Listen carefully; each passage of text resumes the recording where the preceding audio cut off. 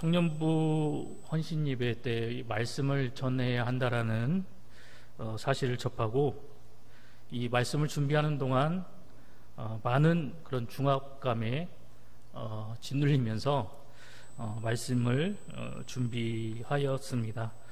저희 청년부가 지금 매주 토요일 저녁 8시에 온라인상으로 함께 예배를 드리고는 있는데, 어디까지나 이게 온라인상으로 드리다 보니까 얼굴과 얼굴을 맞대지 못하고 비대면으로 드리는 상황 가운데서 예배를 드리고 있는데, 오늘은 이렇게 한자리에 모여서 얼굴과 얼굴을 맞대고 하나님께 예배드리는 이 대면 예배의 이 자리에서 우리 청년들과 그리고 우리 성도님들 앞에 하나님의 말씀을 대언해야 한다라는 그 사실이 지금 저에게서 굉장히 큰 무게감으로 다가오게 되고, 또 말씀을 준비하면서 제가 얼마나 부족한 사람이고 얼마나 연약한 존재인가를 그렇게 깨닫게 되는 그런 시간이었습니다.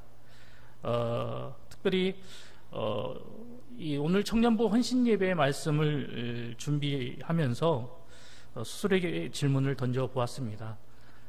지금 청년들에게, 그리고 특별히 지금 이 청년의 시기를 살아나가고 있는 그 청년들의 모습을 바라보면서 나는 저만한 때에 어떻게 살아왔을까? 나는 저 청년의 시기 때 어떠한 모습으로 내가 살아왔지?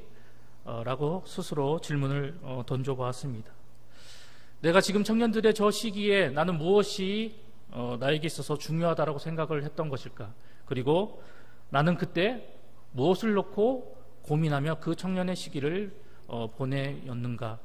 이것에 대해서 다시 한번 진지하게 고민을 해보았던 시간이었습니다. 이런 고민 가운데 오늘 이 시간에 이 귀한 말씀을 준비하면서 제가 겪어왔던 청년 시절에 특별히 이 앞에 선 저를 붙들어 주었던 그 하나님의 말씀을 오늘 이 청년부 헌신 예배에 참여하는 우리 모든 청년들 뿐만 아니라 이 자리에 함께 참여하는 우리 모든 성도님들과 함께 나누어야겠다라는 생각에 오늘 본문 사도행전 1장 1절로 5절의 말씀을 준비하게 되었습니다. 여러분들이 잘 알고 계시는 것처럼 사도행전은 누가가 이 누가복음에 이어서 기록한 책이 바로 사도행전입니다. 사도행전 1장 1절에서 기록되어져 있듯이 데오빌로를 향하여 쓰여진 책이고, 그리고 4절 5절의 말씀을 보면 초대교회의 시작을 알리는 말씀이 기록되어져 있습니다. 그런데 우리가 주목해야 할 것은 누가복음 24장, 그러니까 마지막 장 말미에서도, 그리고 오늘 본문의 말씀 속에서도 동일하게 말씀하신 내용이 기록되어져 있다는 것입니다. 제가 누가복음 24장 49절 말씀을 읽어드리겠습니다. 볼지어다 내가 내 아버지께서 약속하신 것을 너희에게 보내리니 너희는 위로부터 능력으로 입혀질 때까지 이 성에 머물라 하시니라. 누가복음 24장 49절에서 말씀하고 있는 이 아버지께서 약속하신 것, 이 부분이 오늘 본문의 말씀 속에서도 다시 언급되고 있습니다.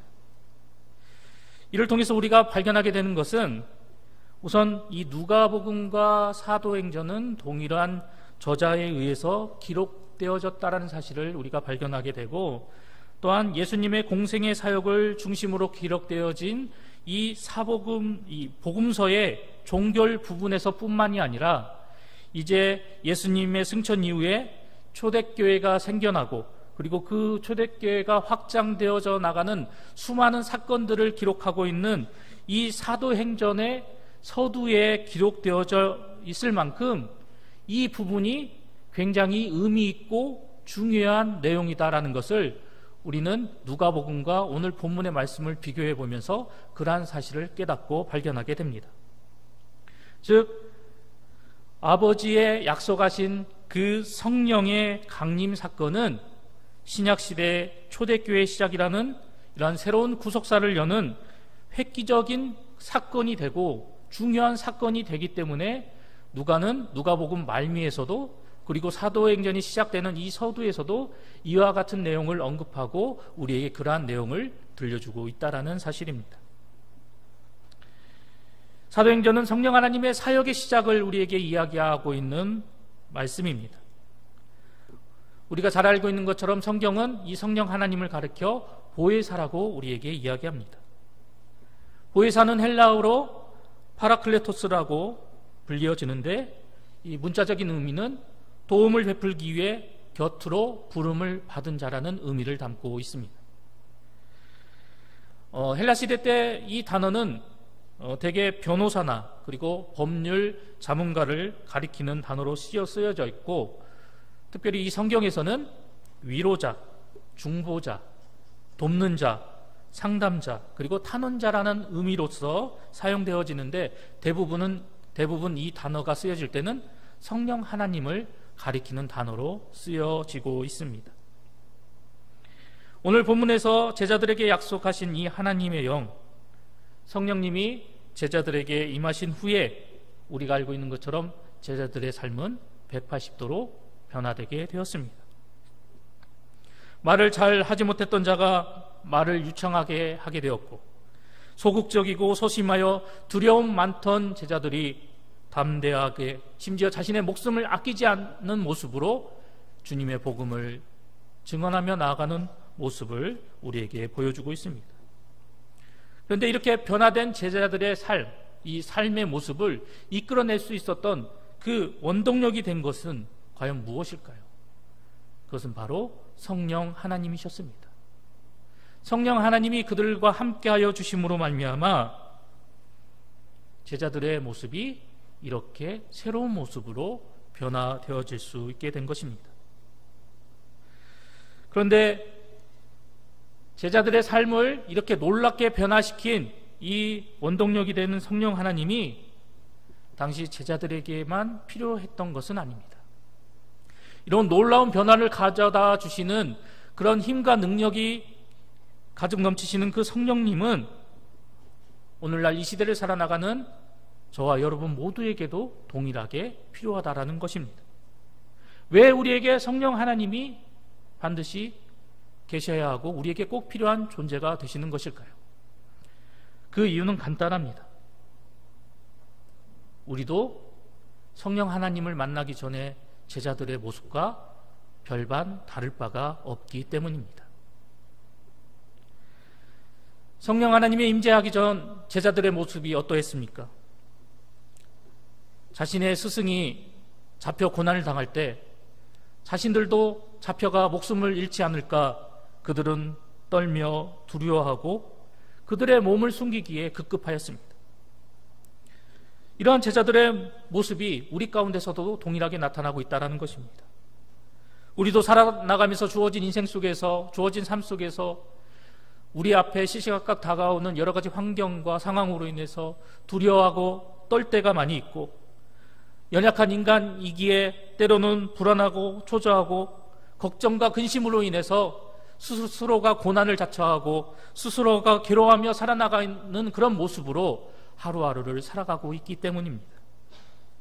그러기에 우리들에게도 제자들에게 임하셨던 그 성령 하나님이 동일하게 임하셔야만 하고, 그 하나님이 우리 가운데 임재하여 주심으로 말미암아 우리 역시 변화된 제자들처럼 새로운 모습으로 변화되는 성도의 삶을 살아가야 하기에 우리 역시 성령 하나님의 임재하심을 간절히 바라고 소망해야 한다는 것입니다.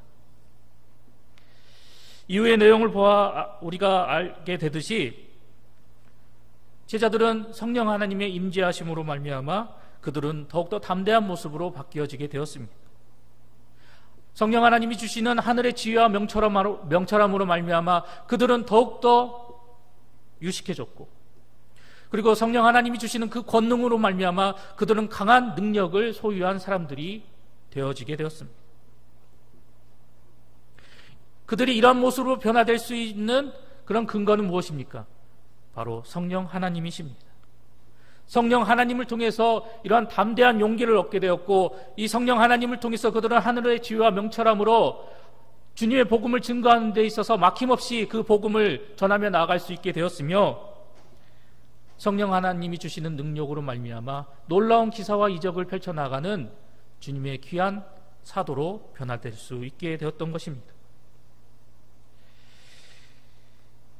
이러한 모습은 제자들이 가지고 있는 힘과 능력으로 나타난 것이 아닙니다.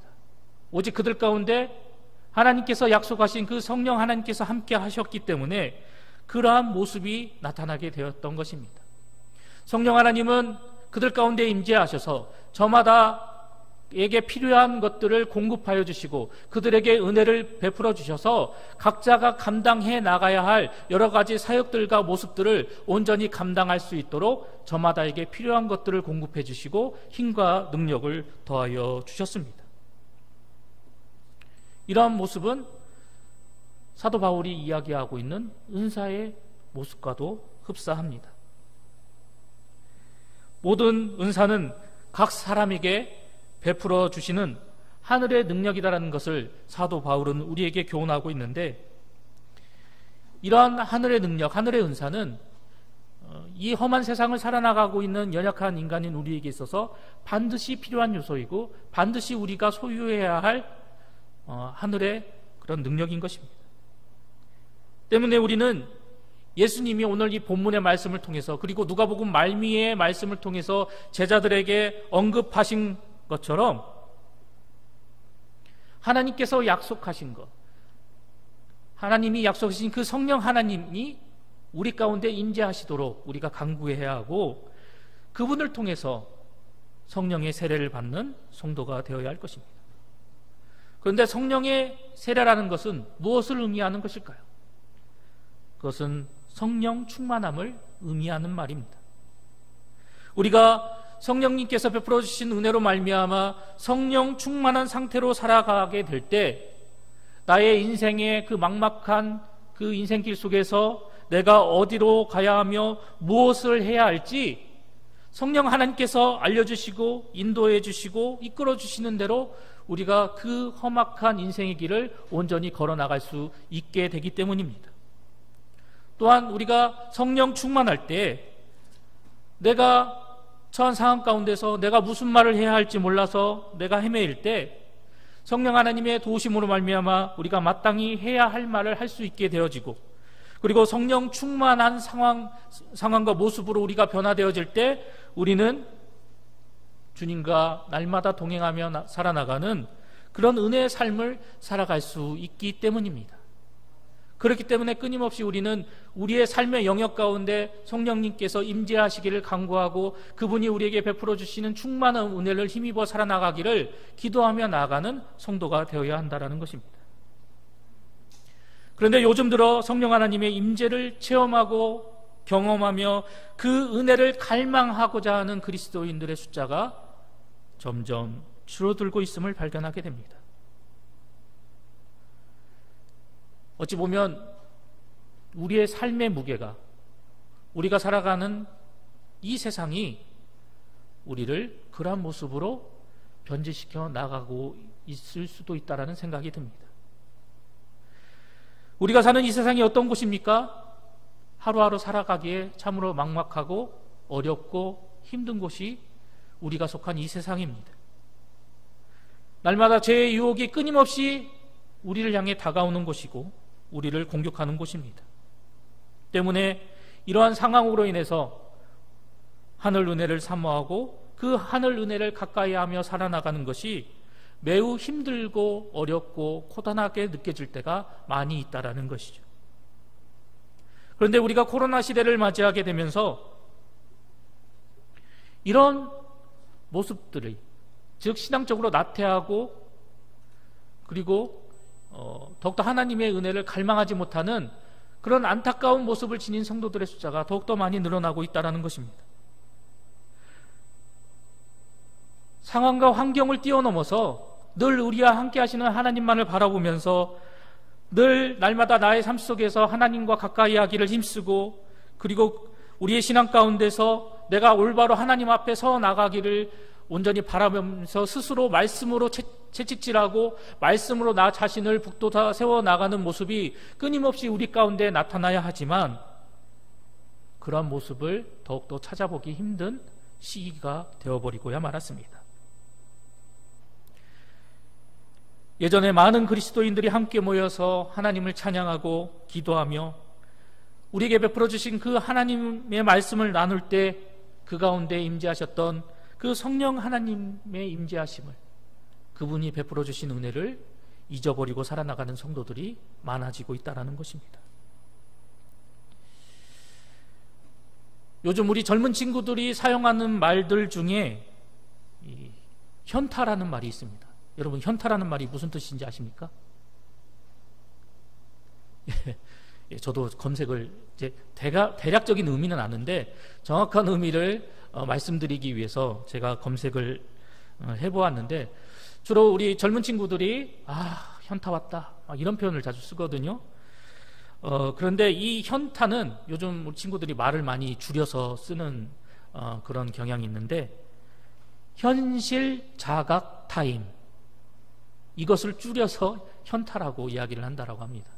그래서 자기가 지금 처한 그 현실이 주는 그 현실을 자각하게 됨으로 인해서 깨닫게 되는 그런 어떤 느낌, 어떤 상황, 기분, 이런 것들을 가리켜서 현타 왔다라는 이런 표현을 쓰는데, 그런데 이런 현타가 오게 되면 대부분의 사람들은 실망하고 낙심하는 그런 반응을 보이게 된다라고 합니다. 그런데 제가 이 말씀을 여러분들에게 이야기하는 것은 이 시대를 살아나가고 있는 이 수많은 청년들에게도 시시각각 이런 현타가 그들에게 찾아온다라는 것입니다. 저도 청년일 때 이런 현타가 자주 왔습니다. 이렇게 이 현실 자각 타임이 시시각각 저에게 찾아올 때마다 그것으로 인해서 저는 쉽게 마음을 종잡을 수 없었고, 이것으로 인해서 쉽게 흔들리고 요동치는 저의 모습을 수없이 겪고 살아갔습니다.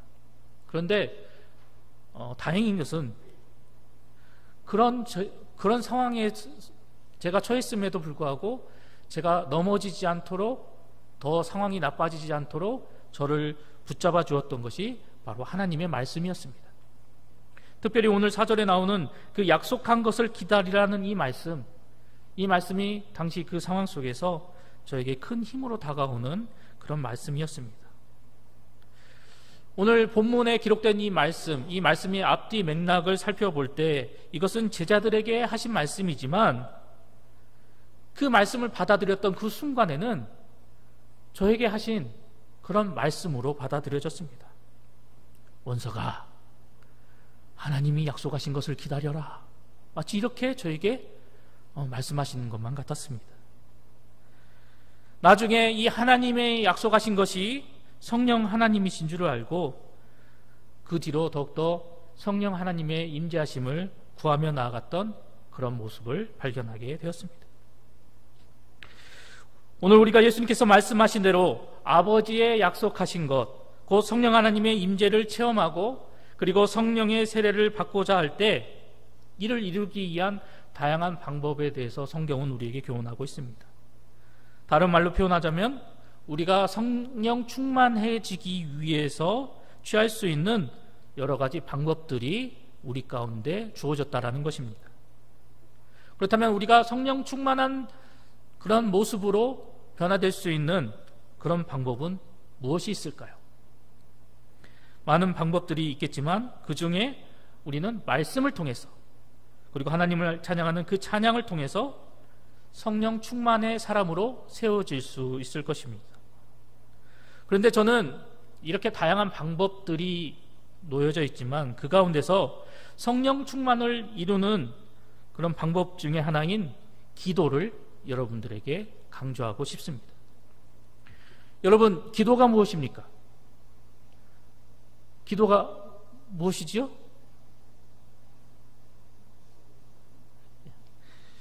예, 우리 중고등부와 똑같은 반응이 나타나고 있습니다.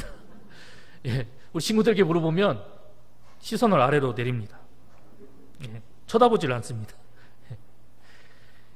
예, 우리 성도님들은 알고 계시는데 일부러 말씀을 안 하시는 걸로 믿고, 이 기도는 우리가 아는 것처럼 하나님과의 대화이지요.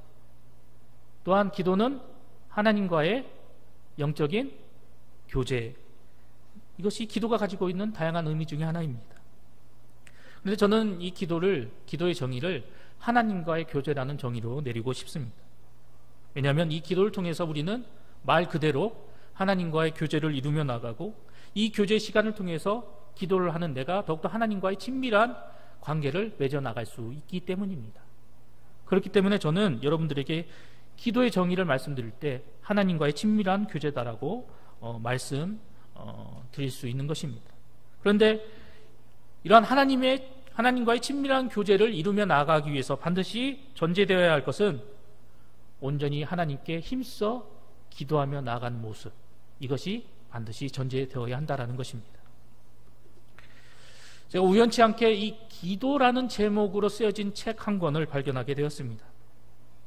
그 책을 쓴 저자는 팀 켈러라는 그런 목사님이신데, 이분을 간단하게 소개하자면 이분은 1950년생입니다. 그러면 우리나라 나이로 한 71살 정도 되시죠? 예. 근데 미국에서 사역하시는 목사님이신데 신학자이면서 기독교 변증가이신 분이십니다. 뉴욕시 이 리디머 장로교회를 설립하신 분이고 지금도 그곳에서 사역을 하고 계시는 분이신데, 개인적으로 이분이 쓴 책에 제가 많은 감명을 받았기 때문에 이분의 책을 특별히 개인적으로 많이 소정하려고 하는데, 이분에 대해서 혹자는 21세기의 C.S. 루이스다라고 이야기를 할 정도로 뛰어난 영성을 지니신 분이 바로 이 팀 켈러 목사님이십니다. 근데 이분은 자신이 지금 사역하고 계시는 이 뉴욕의 이 리디머 장로교회를 대형교회로 크게 성장시켜 나가신 분이신데, 여기에 안주하지 않고 이분은 미국 48개 도시에 250개의 교회를 개척하시면서 지금도 주님의 사역을 감당하고 계시는 그런 분이십니다. 개인적으로 제가 닮고 싶은 그런 목사님 중에 한 분이시기도 한데요. 그분이 쓰신 이 기도라는 책, 이 책을 여러분들에게 권하고 싶어 말씀을 드렸습니다. 그런데 이 책의 초반에 이러한 내용이 기록되어져 있습니다. 어려서부터 교회에 다닌 친구라 하더라도 막상 기도를 하라고 하면 한마디도 못하는 친구들이 많다. 이 책에 기록되어진 내용입니다. 계속해서 이 책은 그들의 내면에는, 그들이 이렇게 기도를 못하게 되는 이유 가운데는 그들의 내면 가운데 기도에 대한 막연한 두려움이 자리 잡고 있기 때문에 오랜 세월 교회를 다녔다 하더라도, 교회 생활을 했다 하더라도 기도를 잘 하지 못하는 경우가 많다라는 것을 이야기를 하고 있습니다. 실제로 우리 교회 공동체 안에서도 기도를 하는 데 있어서 크나큰 두려움을 가지고 기도하기를 멀리하는 그런 성도님들이 실제로 존재하고 계십니다. 왜냐하면 그분들에게 있어서 이 기도는 매우 어려운 것이고 쉽게 다가갈 수 있는 그런 부분이 아니기 때문에 막상 기도를 하려고 하는 그 상황이 되면 기도하기가 꺼려지고 그 기도하는 것이 두렵게 느껴지게 된다라는 것이죠. 계속해서 이 책은 이제 기도가 가지고 있는 정의가 무엇인지에 대해서 계속해서 문자적으로 정의를 내리고 무엇을 가르쳐서 기도를 하는지 이야기를 하며 실제적으로 기도의 신뢰를 들어주면서 크리스천이 추구해야 될 기도의 모습이 무엇인지에 대해서 이야기하는 내용으로 기록되어져 있습니다. 이 첫 문구에 이끌려서 제가 이 책을 쭉 읽어 나가게 되었는데, 앞서 말씀드렸던 것처럼 우리 청년들 가운데서도, 그리고 우리 성도님들 가운데서도 기도가 어렵게 느껴지시는 분들이 계실 겁니다.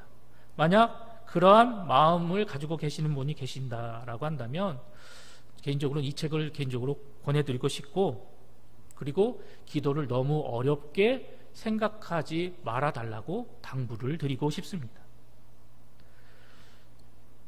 우리가 기도를 함에 있어서, 특별히 하나님 앞에 기도를 함에 나아감에 있어서 우리가 하나님께 기도를 드릴 때 내 옆에 있는 친한 친구에게 이야기를 하듯이 편안한 마음과 그런 상황 가운데서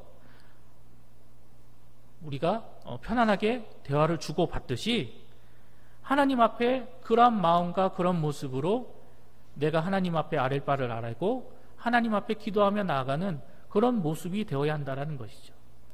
우리가 이렇게 조금씩 이렇게 하나님 앞에 좀 더 친숙한 모습으로, 편안한 모습으로 우리의 마음 가운데 기도를 하지 못하게 하는 두려움을 내려놓고 용기를 내어서 우리가 한 발 한 발 하나님 앞에 조금씩 나아가게 된다면, 그런 과정 속에서 나를 더욱더 하나님 앞에 온전히 이끌어 나가시는 성령 하나님의 도우심을 체험하게 될 것입니다. 물론 이 조금씩이라는 과정이 우리에게 있어서 매우 힘들고 어려울 수 있을 것입니다. 그리고 하나님 앞에 더욱더 친밀하고도 친숙한 기도를 드리며 나아가는 그 모습에 도달할 때까지 오랜 시간이 걸릴 수도 있을 것입니다. 하지만 우리는 그럼에도 불구하고 포기하지 않고 끝까지 더욱더 기도의 자리를 통해서 하나님 앞에 나아가는 저와 여러분 모두가 되어야 할 것입니다. 그렇다면 우리가 어려워도 힘들어도 우리가 끊임없이 힘써 하나님 앞에 기도하며 나아가야 하는 이유가 무엇일까요? 그것은 기도를 통해서 우리는 하나님이 주시는 은혜로 말미암아 우리에게 허락되어진 인생의 길을 바르게 걸어갈 수 있기 때문입니다. 기도를 통해서만이 우리는 하나님께서 공급하여 주시는 그 힘과 능력으로 말미암아 우리가 살아나가는 이 세상 속에서 시시각각 우리를 덮치고 있는 이 힘든 세상 풍파를 이겨내 나갈 수 있는 힘을 얻기 때문입니다. 기도를 통해서 우리는 성령 충만한 모습을 이루며 나아갈 수 있게 되기 때문에 우리는 끊임없이 기도의 자리로 나아가는 기도자가 되어야 하는 것입니다. 사랑하는 봉상교회 청년 여러분, 그리고 우리 성도 여러분, 기도하시기 바랍니다. 기도하며 여러분의 부족함을 하나님 앞에 아낌없이 부르짖고 간구하고 기도하시기 바랍니다. 그리할 때 후히 주시고 꾸짖지 아니하시는 하나님께서 여러분의 기도의 소리를 듣고 더욱 풍성히 채워주실 것이며, 여러분이 걸어 나가야 할 인생의 길에 밝은 빛이 되어주시고 분명한 목표가 되어주셔서 여러분들의 그 믿음의 길을 온전히 걸어 나갈 수 있도록 여러분을 이끌어 주실 것입니다. 또한 내가 생각지도 못한 여러 가지 방법들로, 여러 가지 상황으로, 그리고 주변의 사람들을 통해서 나를 도우시고 나를 이끌어 주시고 그리고 나를 인도하여 주실 것이며, 또한 내가 끊임없이 하나님 앞에 간구하고 기도하고 부르짖으며 나아갈 때 끊임없이 우리를 죄와 사망의 길로 유혹하고 넘어뜨리려 하는 그 사단의 간계와 유혹 앞에서도 우리가 그 모든 것들을 이겨나갈 수 있는 힘을 주시고, 또한 우리가 하나님 앞에 힘써 기도하고 부르짖으며 나아갈 때 내 생각과 내 마음을 지켜주시고 하늘의 놀라운 은혜를 체험케 하여 주실 것입니다. 이렇게 기도에는 수천 수만 가지로 표현하여도 부족할 만큼 놀라운 하늘의 은혜와 능력이 내재되어 있는 것이 바로 기도입니다. 그렇기 때문에 우리는 더욱더 이 기도의 자리에 힘써 나아가는 기도자가 되어야 한다는 것입니다. 개인적으로 이야기하지만 이 앞에 있는 이 사람도 기도 때문에 살아가고 있는 사람입니다. 예전에 제가 말씀드렸는지는 모르겠지만 고등학교 때 큰 사고로 인해서 한쪽 다리를 크게 다치게 됐고 장애 판정까지 받는 그런 상황 가운데 놓여지게 되었습니다. 그래서 이 육체적인 그런 장애물 때문에 청년의 시절에 제가 무언가를 하려고 하고 계획을 세우고 그것을 향해 달려나가도 이것이 장애물이 되고 이것 때문에 많은 제약을 받고 이것으로 인해서 많은 인생에 쓴 고배를 마시는 상황을 맞이하게 되었습니다. 그럴 때마다 나는 인생의 루저다, 실패자다, 스스로 절망하고 낙심할 때가 많았습니다. 그런데도 다행인 것은 하나님께서 그런 절망 가운데 스스로 땅을 파고 있는 저에게 찾아와 주셔서 좌절 가운데 넘어지지 않게 하여 주시고 그 가운데 기도로 더욱더 하나님을 찾고 부르짖을 수 있도록 이끌어 주셨습니다. 제가 조금씩 기도하면서 저희 신앙과 믿음을 회복하고 하나님 앞에 세워져 나갈 즈음에 그때 당시에 부흥강사 쪽에서 유명하신 그런 목사님과의 만남을 갖게 되었습니다. 우연히 그분의 집회에 참여하여서 안수까지 받게 되었는데, 그때 저에게 큰 인생이 진과 같은 그런 그 다친 다리의 회복의 역사하심을 제가 체험하게 되었습니다. 믿기지는 않으시겠지만 저는 분명히 체험하였고 경험하였고 실제적으로 살아계신 하나님의 역사하심을 그렇게 보게 되었습니다. 그래서 그 은혜로 인하여 더욱더 저는 신앙 가운데 자신감을 얻고 힘을 얻어서 이제는 하나님께서 원하시는 그 길을 걸어가겠노라고 서원하면서 저의 믿음을 회복시켜 나가게 되었습니다. 그리하여서 이제 신학교에 진학하게 되고, 그 신학교에서 지금의 아내를 만나게 되면서 이제 교제를 하고 있었던 시기에, 그래도 이제 결혼을 염두하고 만나는 사이였기 때문에 이러한 부분은 알고 있어야 될 것 같아서 저의 육체적인 컴플렉스나 이런 모든 것들을 이야기를 하고, 그 부분을 수용하지 못하면 어쩔 수가 없다라고 스스로 반쯤 포기하면서 그렇게 교제를 하고 있었는데, 그동안 제가 공개석상에서 그 누구에게도 이야기하지 않는 내용이었지만, 지금의 아내는 저를 어렸을 적에 키워주신 그 할머니의 기도를 통해서 얻게 된 사람입니다. 저희 아내는 그 믿음의 가정에서 외동딸로 자란 사람이고, 부모님의 훌륭한 신앙과 믿음 아래에서 성장한 사람입니다. 그런 아내가 이제 저와 교제를 하고 이제 결혼을 결정해야 되는 그런 상황이 이제 닥치게 되자, 내가 과연 저 사람하고 결혼해야 되는가에 대해서 심각한 고민을 안고 이제 하나님 앞에 끊임없이 기도를 하였다라고 합니다. 하나님, 꼭 저 사람하고 기도해야 합니까? 결혼해야 합니까?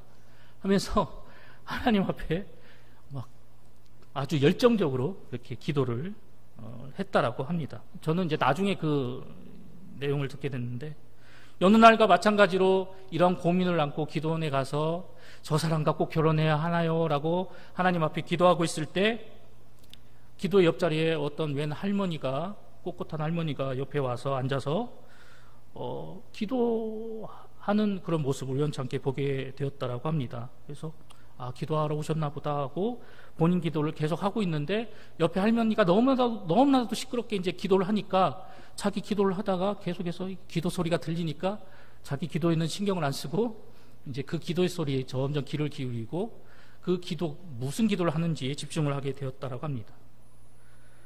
그런데 그 내용을 듣고 너무나도 깜짝 놀라서 눈을 뜨고 봤을 때 그 자리에는 아무도 없었다라고 그렇게 이야기를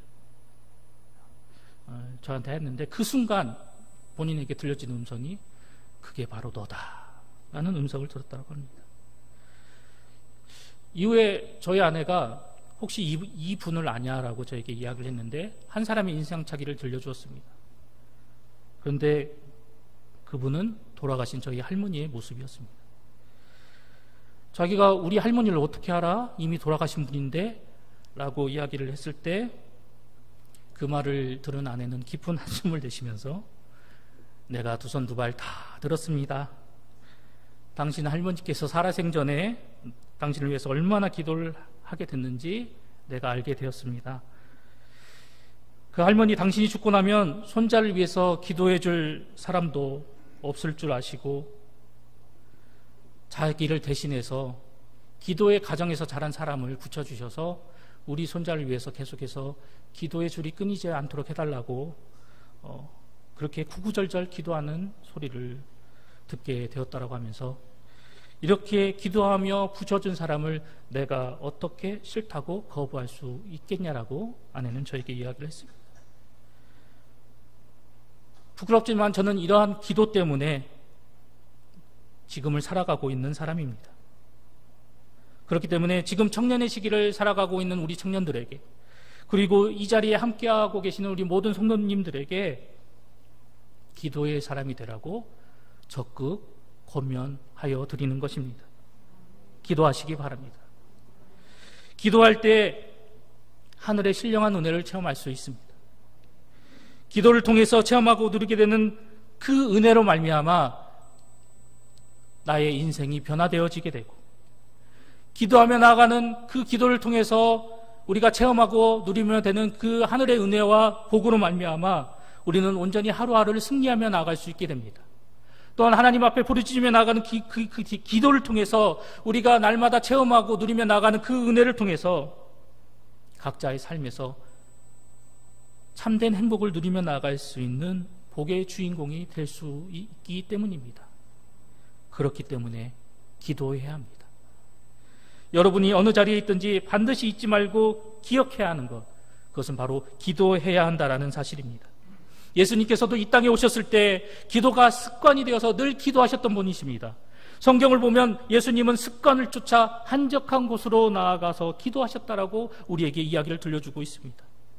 제자들도 예수님께서 약속하신 그 하나님의 영, 성령님을 받기 위해서 그들이 함께 모여 한 자리에서 기도하며 나아갔을 때 그 하나님께서 약속하신 성령 하나님의 임재하심을 체험하게 되었던 것입니다.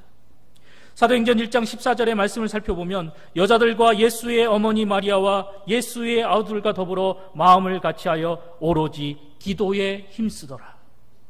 그들이 오직 기도에 힘쓰며 나아가는 그 과정 속에서 성령 하나님의 임재를 체험하게 되고 그 성령 하나님을 만나게 됨으로 인해서 그들의 삶이 180도 변화되었는 놀라운 은혜를 체험하게 된 것입니다.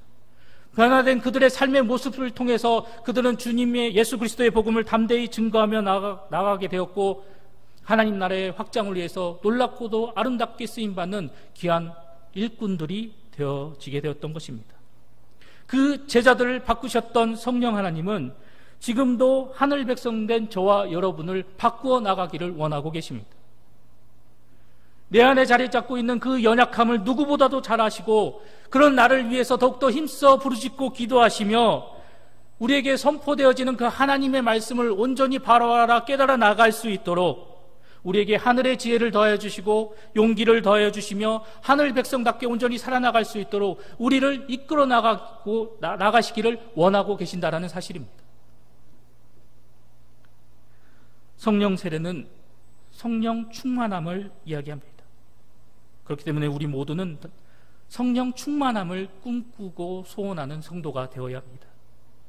성령 충만함을 위해서 더욱더 말씀으로, 찬양으로, 기도로 힘쓰며 나의 삶의 모든 영역 가운데 성령 하나님께서 임재하시기를 소망해야 합니다. 오늘 이 자리에 함께 헌신 예배를 드리는 우리 봉상의 청년들도, 그리고 이 자리 예배 자리에 함께 참여하고 계시는 우리 봉상의 모든 성도님들도, 그리고 이 앞에 서 있는 저도 결코 예외는 아닙니다. 크리스천이라면, 또 예수 그리스도를 구주로 영접한 사람이라고 한다면 성령 충만함을 소망하며 성령 충만케 위해 힘써 노력하는 성도가 되어야 합니다. 우리는 한치 앞날의 미래도 알 수 없는 불안하고 연약한 존재입니다. 그리고 불완전한 우리의 인생 가운데 우리가 무엇을 준비하고 어떻게 노력하며 살아나가야 될지도 알 수 없습니다. 다만 방향을 정하고 그 정한 곳을 향해 달려나가기 위해서 필요한 것들을 준비할 수 있을 뿐입니다. 그 준비가 명문대학 졸업장이 될 수도 있고 자격증이 될 수도 있고 뛰어난 시험 성적이 될 수 있습니다. 하지만 중요한 것은 거기까지뿐이라는 것입니다. 우리가 노력하고 기울일 수 있는 한계는 바로 거기까지뿐이라는 것이죠. 그런데 이 세상 모든 만물의 진정한 주인이 되시고 주관자 되신 여호와 하나님은 나의 인생과 미래의 모든 것을 알고 계시고 내가 어떤 방향으로 나아가야 할지를 알고 계시는 분이십니다. 더 나아가 저와 여러분을 향해서 놀라운 계획과 뜻을 가지고 계시고 그 계획된 길로 저와 여러분을 이끌어 나가시기를 원하고 계시는 분이 바로 우리가 믿는 하나님이십니다. 내 인생의 앞날, 내 인생의 진정한 방향과 목적이 궁금하다라고 하신다면 날 향한 여호와 하나님의 계획이 무엇인지를 먼저 알아나가는 성도가 되시기 바랍니다. 그래야만이 내 인생의 진정한 목적을 따라서, 방향을 따라서 우리가 그 길을 참되게 걸어 나갈 수 있게 되기 때문입니다. 그리고 그 길에 우리가 투자하고 노력하는 그 모든 노력과 투자와 힘들이 헛된 것이 되지 않기 때문입니다. 그렇기 때문에 나를 향한 하나님의 뜻과 계획하심이 무엇인지를 먼저 힘써 알아나가는 우리 모두가 되어야 할 것입니다. 그런데 안타까운 것은 우리는 하나님의 생각을 알 수가 없다라는 것이죠. 우리는 하나님이 어디를 바라보고 계시는지 알 수도 없습니다. 그리고 하나님이 어떠한 마음을 가지고 우리를 바라보시는지조차도 우리는 깨닫지 못하는 그런 연약한 존재입니다.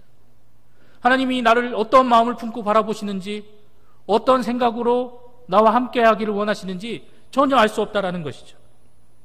그러나 다행인 것은 삼위일체 하나님 중에 한 분이신 이 성령 하나님께서 우리가 알지 못하는 그 하나님의 뜻을, 하나님의 계획하심을 우리에게 알려주신다라는 것입니다. 부족한 우리를 도와주시고 늘 우리를 하나님께서 원하시는 바른 길로 행하며 나아갈 수 있도록 우리를 이끌어 주신다라는 것입니다. 그렇기 때문에 우리는 어느 누구보다도 나를 가장 잘 아시고 선한 길로 이끌어 나가시는 그 하나님의 뜻을 끊임없이 우리에게 깨닫게 해주시고 우리에게 발견하게 하시고 그리고 그것을 쫓아 나아갈 수 있도록 도와주시는 성령 하나님을 힘써 의지하는 성도가 되어야 합니다. 성령 하나님은 우리가 어떤 상황에서 어떠한 환경에 놓여서 우리가 그곳에서 두려움을 느끼고 외로움을 느끼고 그리고 부족함을 느낀다 하더라도 그 가운데서 우리가 어떠한 방향과 목적을 향해 나가야 할지, 우리의 인생 가운데 어떠한 소망을 품고 나가야 될지에 대해서 우리를 바르게 이끌어 주시고 깨닫게 해주시는 분이 성령 하나님이십니다. 이 성령 하나님이 바로 누가복음 24장 49절과 오늘 본문의 말씀을 통해서 제자들에게 말씀하시고 약속하신 그 아버지의 약속, 그리고 하나님의 영, 보혜사 되신 분이 바로 성령 하나님이신 것입니다.